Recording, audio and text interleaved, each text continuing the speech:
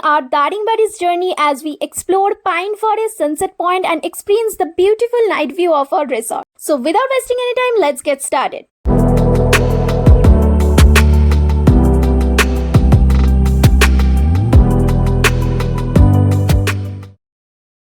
Hello everyone, welcome back to my channel.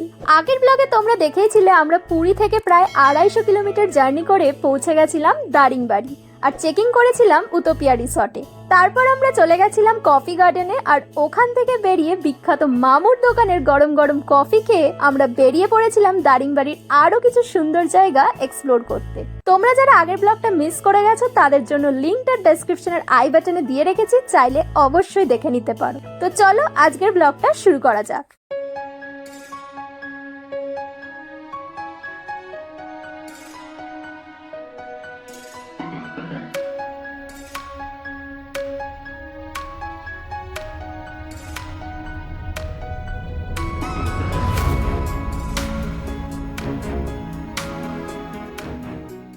দারিংবাড়ির আরও একটা সুন্দর জায়গা এক্সপ্লোর করার উদ্দেশ্যে আমরা এখন যাচ্ছি পাইন ফরেস্টের দিকে। আমরা পৌঁছে গেছি পাইন ফরেস্টে। চারিদিকে লম্বা লম্বা পাইন গাছ, ঠান্ডা হাওয়া আর একদম শান্ত পরিবেশ। সত্যি বলতে যারা প্রকৃতি আর পাহাড় ভালোবাসে তাদের এই জায়গাটা খুব ভালো লাগবে।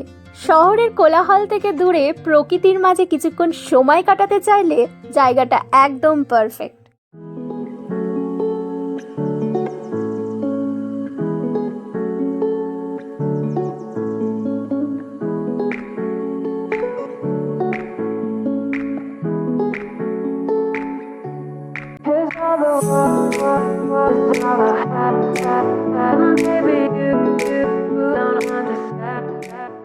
এই পাহাড়ি রাস্তা আর প্রকৃতির মাঝে যারা আমার মতো পাহাড় ভালোবাসে তারা নিশ্চয়ই এই অনুভূতিটা রিলেট করতে পারবে। সত্যি বলতে এইরকম সুন্দর রাস্তায় ড্রাইভ করার অনুভূতিটা একদম অন্যরকম। এখন আমরা যাচ্ছি সানসেট পয়েন্টের উদ্দেশ্যে। ঘড়িতে এখন প্রায় 5:30 বাজে। সানসেটটা দেখতে পাবো কিনা জানি না, তবে চলো দেখা যাক। এই সানসেট পয়েন্টের উচ্চতা প্রায় 3000 ফিট। অবশেষে আমরা পৌঁছে গেলাম সানসেট পয়েন্টে। পৌঁছেই তো দেখলাম চারিদিকে ঘন কুয়াশা। প্রথমে তো মনে হচ্ছিল আজ হয়তো সানসেটটা ভালো করে দেখতেই পারবো না, কিন্তু দেখো আস্তে আস্তে মেঘ আর কুয়াশার মধ্যে দিয়ে ওই যে সূর্যটা ডুবে যাচ্ছে, পুরো দৃশ্যটাই সত্যি মনোমুগ্ধকর। আর সবচেয়ে মজার ব্যাপার হলো এই উঁচু জায়গা থেকে আমাদের রিসর্টটাও দেখা যাচ্ছে। পাহাড়ের কোলে ছোট্ট করে দাঁড়িয়ে থাকা রিসর্টটা দেখতে সত্যিই দারুণ লাগছে।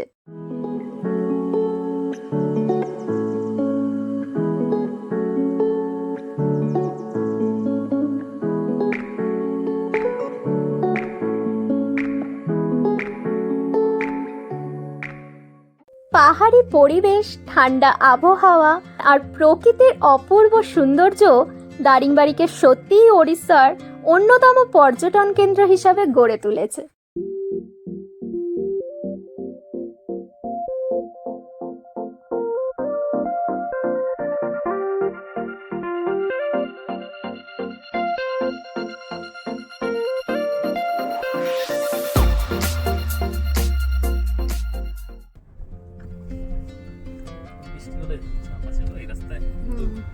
বেশি কড়া কাটিং আছে রাস্তায়, পরে আবার এরকম ওই যে তো বেরিয়ে যায়।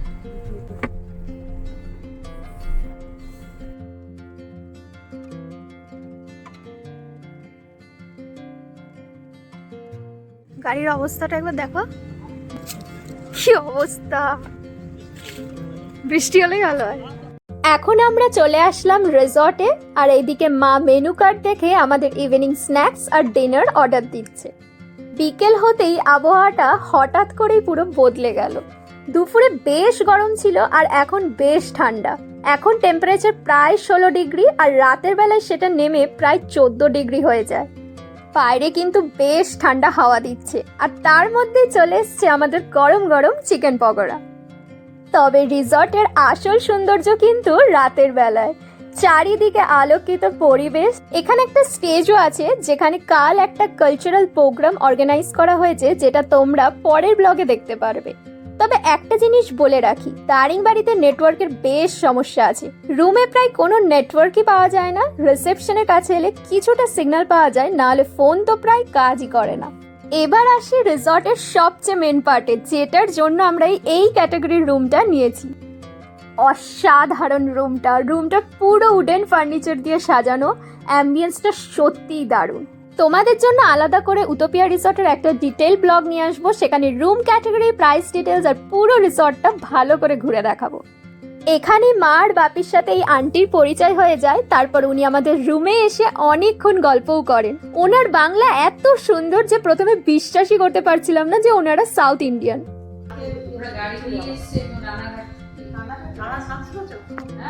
তারপর রিসেপশনে বসেও ওনাদের সাথে অনেকক্ষণ গল্প হলো। আসলে এমন কিছু মানুষ থাকে যাদের সাথে খুব অল্প সময়ে একটা কানেকশন তৈরি হয়ে যায়। ওনাদের সাথে দেখা করে কথা বলে খুবই ভালো লাগলো। রাত প্রায় 10টা, আমরা রেস্টুরেন্টে চলে আসলাম। আমরা নিয়েছি বাটার চিকেন, চিকেন কষা আর রুটি। সারাদিনের এত ঘোরাঘুরির পর এই গরম গরম ডিনারটা সত্যিই দারুণ। তবে এখানে একটা ইন্টারেস্টিং ব্যাপার হয়, ভিডিও করতে গিয়ে আমি খেয়ালই করিনি যে রিসর্টের ওনার আর তার ফ্যামিলি ওখানেই বসে আছেন, আর উনি আমাকে নোটিশও করেছেন। তারপর কি হলো সেই গল্পটা তোমাদের পরের ব্লগে বলবো। আজকের দিনটা বেশ হেক্টিক আর এক্সাইটিং দুটোই ছিল। ভিডিওটা যদি ভালো লেগে থাকে তাহলে একটা লাইক আর কমেন্ট করতে একদম ভুলো না, আর চ্যানেলটা সাবস্ক্রাইব করে রেখো, কারণ পরের ব্লগে তোমাদের নিয়ে যাব দারিংবাড়ির আরো অনেক সুন্দর স্পটে, তাই সেটা একদম মিস করো না। দেখা হবে খুব তাড়াতাড়ি দারিংবাড়ির পরের পর্বে। Until then take care and keep travelling.